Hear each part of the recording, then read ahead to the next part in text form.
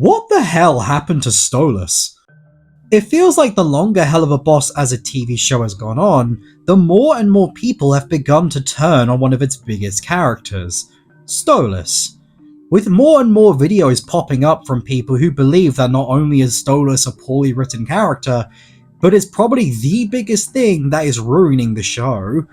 And that transition has become only more prominent over the years, with even now die-hard fans slowly turning against the Goetia Prince.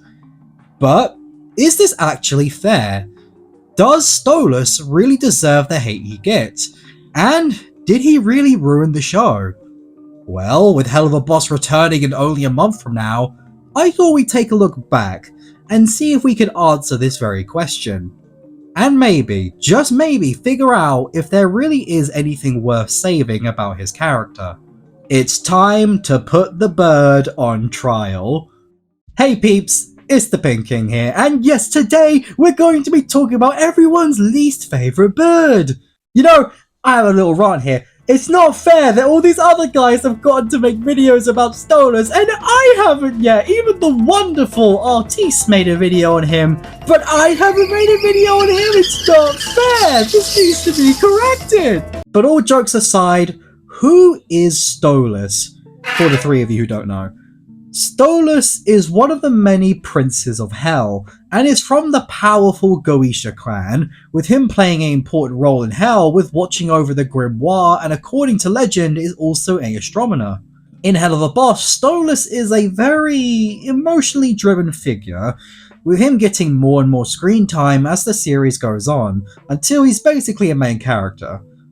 So, where do the problems begin, you might ask? Well, there's actually 2 points of origin that you could point to as for where the problems begin, with some people saying that it was the start of Season 2, and others going way further back and saying that his relationship with Blitzo is where it all started. But what do I think? Well, I actually fall more into the Season 2 approach rather than the Stolas one, because despite me making no secret of the fact I do not like Stolas as a ship, I can actually see how it could have been handled really well. I know, shock. And to be honest, I actually kinda liked how it was handled in Season 1. Again, shock. Season 1, for me at least, was pretty solid. While nothing spectacular, with also a lot of bizarre choices, I feel like Season 1 was when Helluva Boss was at its strongest. In not only viewership, but the writing, with much more interesting and fun stories, snappier and funny jokes, and especially Stolas, as there, it was something relegated more to the background. It was important, don't get me wrong, but it wasn't the main focus, with them slowly building the foundation of a very interesting sort of social class dilemma, and whether or not what they had with each other was real. Here, it was a decent start, but when we get to Season 2, pretty much right away, it goes from a good foundation to a atrocious, tone-deaf fanfiction.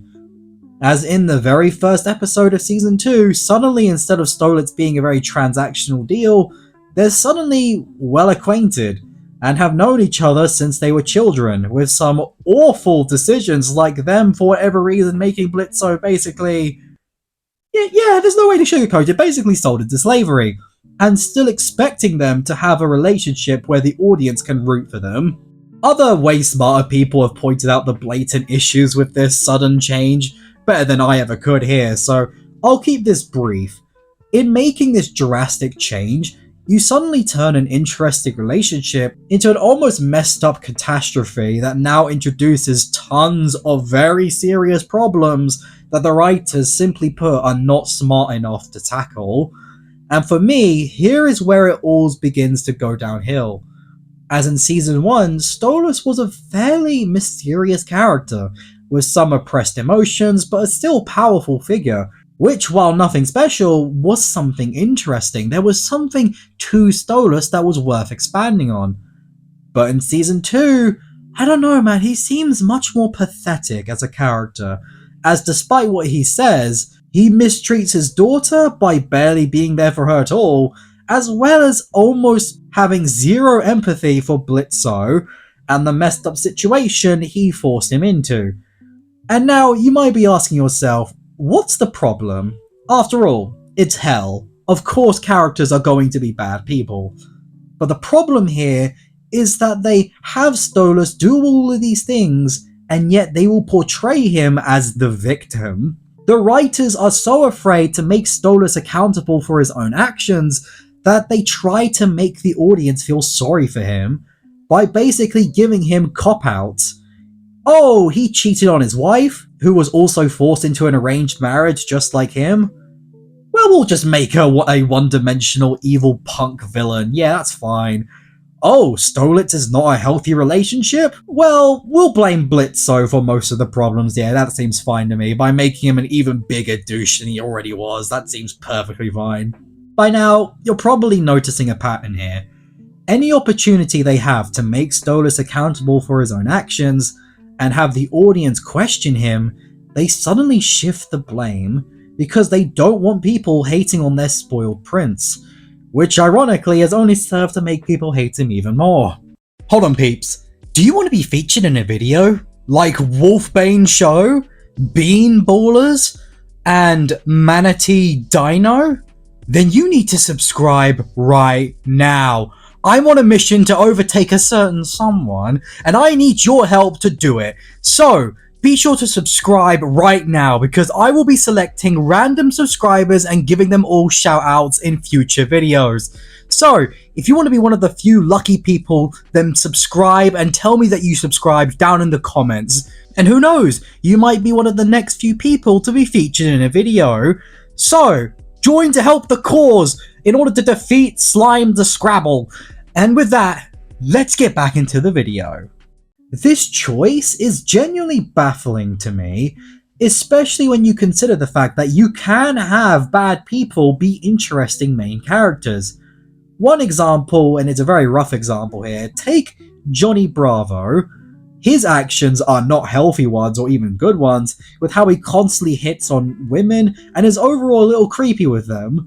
But despite that, he's still a fun character to watch because they made it so he's always held accountable, with him not really winning and showing the audience that even characters who do bad stuff can be fun to watch.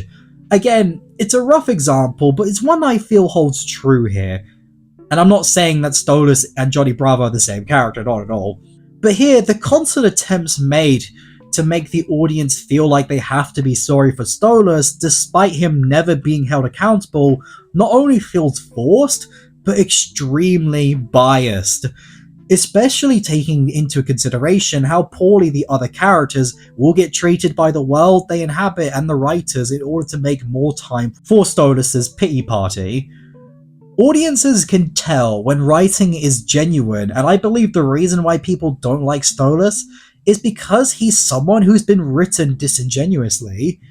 Like, with all the stuff he's done, he's never once portrayed as in the wrong, and when he does face punishment, all that happens is that he temporarily loses his powers. And so far, the only time he's ever truly been held accountable by the story was in the end of Sinmas, with Octavia, rightfully so, chewing him out for basically abandoning her and their family to go have his love affair with Blitzo. Now, there is definitely a lot more nuance going on here, I will admit that, but that's the impression Octavia has, and even the audience has.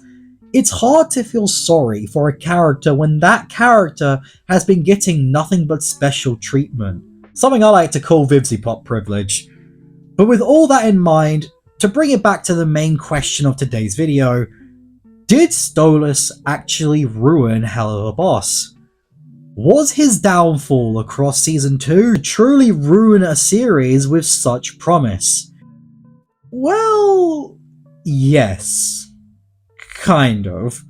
You see, while I don't believe Stolas is the only reason behind the show's decline, I do feel like he's a strong component of that decline, as the big problem I and many others have had with the show being how it dramatically shifted its focus from the imp crew going on missions to essentially a bad rom-com with Blitzo and, yes, Stolas. As the longer it went on, the more and more screen time was being given to this dynamic, despite the writing not being able to justify or expand on it. in a way that felt truly interesting or actually engaging. It only served to alienate more and more viewers, as it felt like the writers enjoyed Stolas more than the fans do, and so felt like they had to do more with him and make him far more important to the story than he really should have been. Stolas, to me, represents everything wrong with Helluva Boss.